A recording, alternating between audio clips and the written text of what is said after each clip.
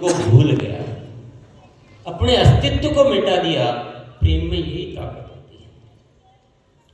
आप पैसे के लिए क्या सोचते हो कि मेरा वॉल्यूम कितना बढ़े, मेरी खरीद कितनी बढ़े, मेरी टीम की खरीद कितनी बढ़े, मैं कोई ट्रेनर मिल जाए, कितना सोचते हो आप पैसे के लिए। लेकिन जब आप प्रेम करने लग जाओगे ना, तो आप ये नहीं सोचोगे कि मेरा वॉल्यूम कितना बढ़े, मेरी रॉयल्टी का भाव है। तब आप सोचोगे कि पूरी दुनिया कैसे ठीक हो, ये देश कैसे अच्छा हो, ये समाज कैसे अच्छा हो, सब स्वस्थ कैसे रहे। प्रेम की पुकार बहुत बड़ी होती है, प्रेम की ताकत बहुत विशाल होती है। हम स्वार्थ की ताकत से दुनिया जीतना चाहते हैं, जो कभी नहीं हो सकता। स्वार्थ तो बहुत आदमी को गिरा देता है। स्वार्थ बहुत छोटी चीज है। स्वार्थ इंसान को घटिया बना देती है, कमजोर बना देती है, और प्रेम इंसान को विराट बना देता है।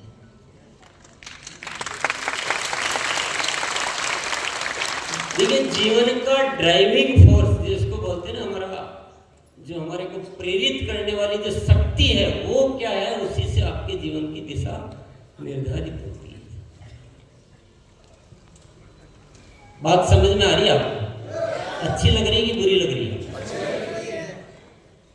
अच्छी लग रही है। किस किस को अच्छी लग रही है? एक बार हाथ पे दिखाओ। सबको अच्छी लग रही है। बहुत बहुत धन्यवाद। दोनों हाथ ऊपर करके एक बार ताली भी दे दो।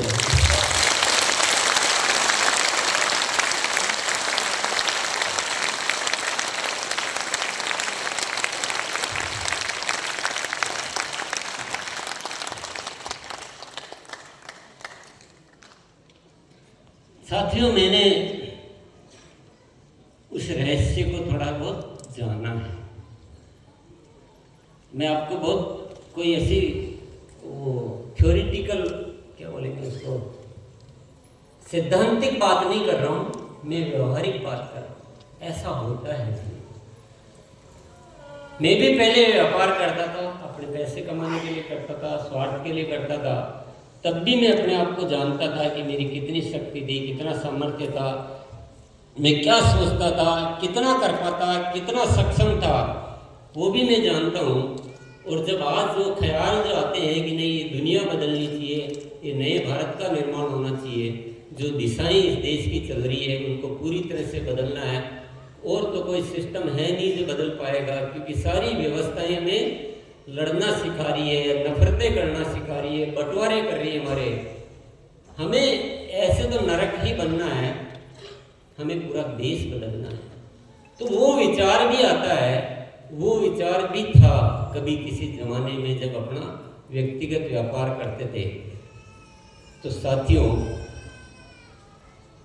मैं कोई तारीफ करने के लिए नहीं कह रहा हूँ, मैं केवल एक एग्जाम्पल के बतौर आपको बता रहा हूँ।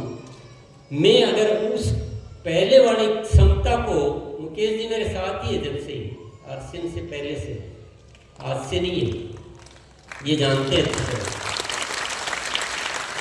उस सामर्थ्य को मैं मूल्यांकन करूं और आज के सामर्थ्य को मूल्यांकन करूं, तो मैं उस समय को अगर 1 नंबर दूं, तो आज वाले को मैं 1,00,000 नंबर दूंगा। इतना बड़ा परिवर्तन। मतलब मैं वो हूं ही नहीं जो पहले था। और कितना भी कुछ भी हो, मन अभी जो है ना, कभी भी समझौता करने के लिए तैयार नहीं होता। यार नहीं हो रहा है, नहीं मानते, नहीं सुनते लोग, तो जाने दो, अपना क्या चल रहा है, व्यापार धंधा। नहीं, वो ख्याल आता ही नहीं है। ऐसे नहीं हो रहा है, कुछ और करेंगे, ऐसे नहीं हो रहा है, कुछ और करेंगे, ऐसे नहीं हो रहा है, कुछ और करेंगे, ऐसे नहीं हो रहा है, कुछ और करेंगे। लेकिन साथियों, मैं वादा करता हूं, मैं अपने जीते जी इस नए भारत के निर्माण के सपने को कमजोर नहीं करूंगा।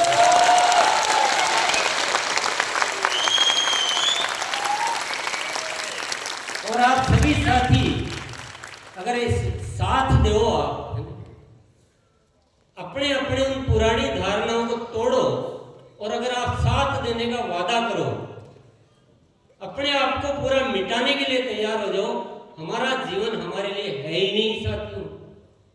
इसलिए हम इस धरती पर आए ही नहीं है। ऊपर वाले ने सारी व्यवस्थाएं कर रखी है। ऊपर वाला कहता है कि आप देश के लिए जियो, आपकी व्यवस्था मैं देख लूंगा, आपको चिंता करने की जरूरत नहीं। भारत माता की पूरी व्यवस्था आप बिल्कुल छोड़ दो। आप पैसे को दिमाग से बिल्कुल जरा भी नहीं, पैसा रॉयल्टी सब छोड़ दो। जिक्र ही मत करो, सोचो ही मत, प्लानिंग में मत लो। आप सिर्फ और सिर्फ नए भारत के निर्माण के लिए आ जाओ और सब हम मिलकर एक ताकत बन जाए।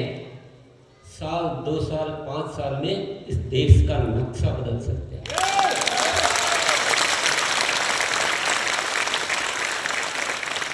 और मैं एक बात और कहना चाहता हूं, ये आरसीएम ऐसे है ही नहीं, ऐसे बना हुआ ही नहीं है जैसे आप कर रहे हो, बुरा मत मानना। आरसीएम ऐसे नहीं बना हुआ है कि ये 10-10 साल में रॉयल्टी पाएगा। ये तो आप सही तरीके से नहीं कर रहे हो। आरसीएम में मैं गारंटी देता हूं 1 साल में हर साथी रॉयल्टी पर आएगा, गारंटी देता हूं। अवधेश जी, आपके पड़ोसी को थोड़ा जगा के रखो भैया, सोने के लिए क्या है।